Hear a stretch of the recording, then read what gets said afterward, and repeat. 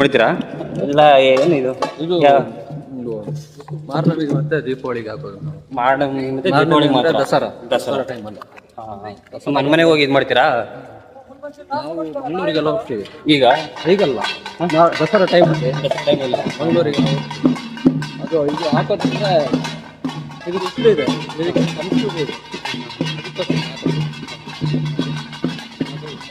ಮೊದಲೆಲ್ಲ ಒಂದು ತಾಯಿಗೆ ಮಗು ಇರ್ತಾರೆ, ಆ ಮಗುಗೆ ಕಾಯಿಕಾಲು ಏನು ಬರೋದಿಲ್ಲ. ಅವಾಗ ಅರಕೆ ಇಡ್ತಾರೆ, ಮಂಗಳಾದೇವಿ ಅಂತ ಟೆಂಪಲ್ ಮಂಗಳೂರಿಗೆ ಮಂಗಳೂರು ಅಂತ ಹೆಸರು ಬರೋಕ್ಕೆ ಕಾರಣ ಮಂಗಳಾದೇವಿ.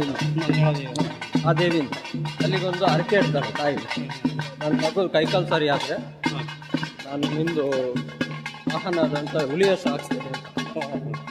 ಅವಾಗ ಆ ಮಗುದು ಕೈಕಾಲು ಕರೆಕ್ಟ್ ಆಗುತ್ತೆ, ಸರಿ ಆಗುತ್ತೆ.